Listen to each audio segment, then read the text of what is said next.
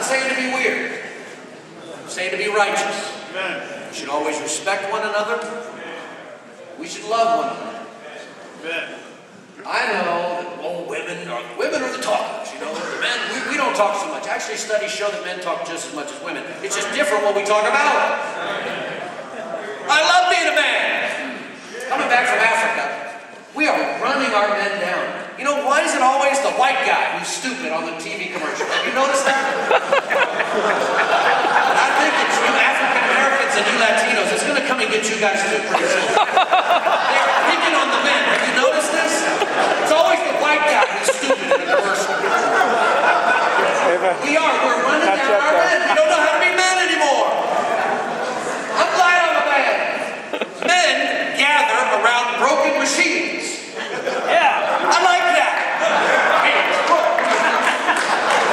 That's what we are. It's great. Mark Johnson was just preparing his tire.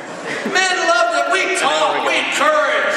It's great being a guy. Yeah. Don't give me this whole women talk, men don't talk.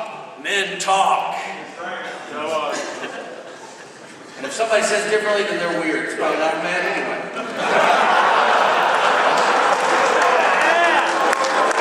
Meaning a woman. What do you think? That's what I think. That's my story, and I'm sticking to it. Do you encourage? Do you build up? Do you minister? Or do you leave quickly? Do you keep it shallow? Are you good at keeping it shallow? There it is. Are you good at dodging? Right. Come on, man, we need to give. Mike Fontenot came to visit us a couple of years ago. I was taking him to the airport. It was pretty tough in the church. I told you it was tough a couple of years ago. He was visiting us about a year after all this had stopped, and the church was now growing, doing a lot better. I was sharing with him the story. He listened very patiently all the way to the airport. He's a nice guy, he's an old friend, I love him very much. As we got to the airport, we pulled up to the curb. I finished my story. He looked at me and all he said was, "Get over it." Then he said, "It's a great trip. Great trip."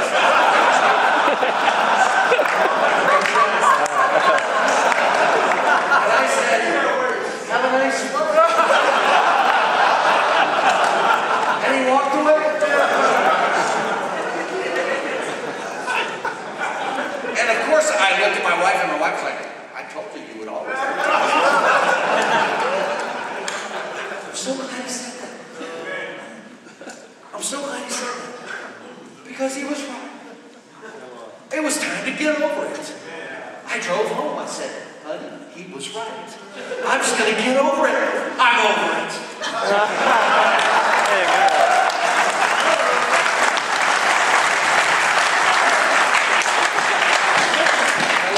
There's a time to cry with one another, and there's a time to pray, and there's a time to share and show scriptures.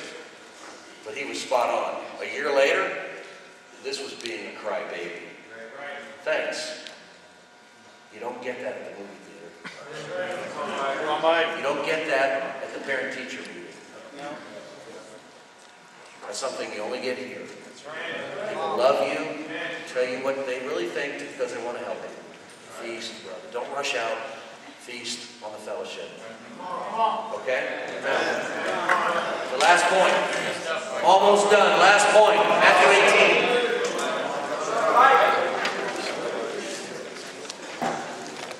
Matthew 18. All right. Verse 15. Good stuff, Mike. Talking about manning up here. Man up. Or in Texas, we say, buck up. You say that here? No. Okay, man. Well, man, you need to buck up and be a man. That's what we say in Texas. All right, Matthew 18, verse 15. If your brother sins against you, go and show him his fault just between the two of you. If he listens to you, you have won your brother over. But if he will not listen, take one or two others along, so that every matter may be established by the testimony of 2 or 3 witnesses. If he refuses to listen to them, tell it to the church. And if he refuses to listen even to the church, Treat him as you would a pagan or a tax collector. I'm sure you've read this verse before, but it's a funny thing I've learned over the years. I got baptized on April 17th, 1981. And the funny thing I've seen over the years is that people leave God over funny things that other people did to them. It doesn't make sense. It doesn't make sense. But we do it. And for some reason we will say, Mark, I'm not going to be with you anymore because Tom Ziegler offended me. That doesn't make sense. But we walk away from God sometimes because of something somebody said. That's right. Okay? Or did. Or hurt us. And what Jesus says is, if your brother sins against you, go and show him his fault. Go and talk to him. Then go back with witnesses. Whatever. There's something you can do here, and it's called going back. Is Jesus Lord in this area of your life? This is a battle, because we don't like to do this. We don't like to do this. Okay? We like to go home and tell our wife what somebody did. We like to tell other brothers what somebody did. We like to put it in terms of, I'm just going to be, can I be open with you? You know, I'm just going to be open. What does that mean? I'm going to gossip. And you know, I just want to say that Mike Fontenot just said this to me. And I'm just going to be open. Can I tell you? I'm just being open. He really offended me. Well, what should that person say back to me? He should say, whoa. Do not drag me into this gossip. Now, have you spoken to Mike? Well, no. You see, it kind of hurts. And, you know, I'm kind of sharing with you. I'm being open with you. Can I be open? And the answer is no. Okay? You need to go back and talk to Mike. That's what you need to do.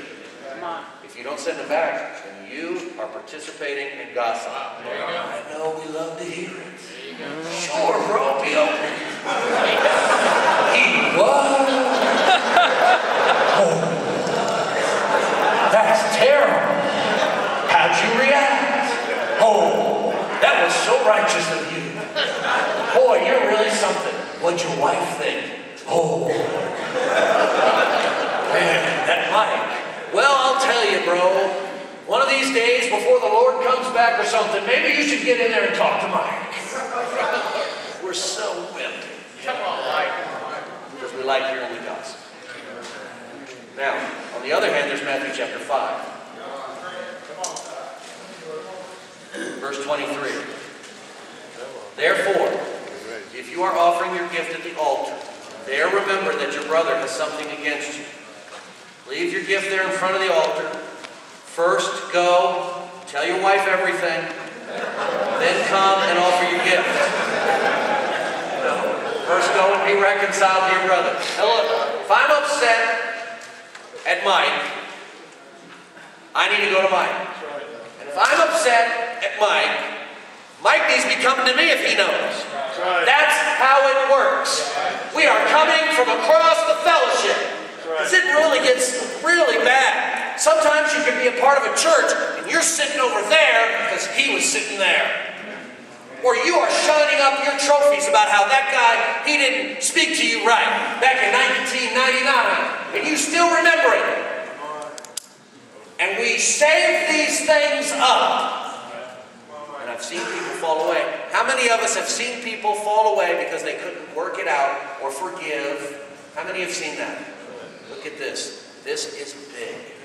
And we've got to deal with it. We don't know how to deal with conflict.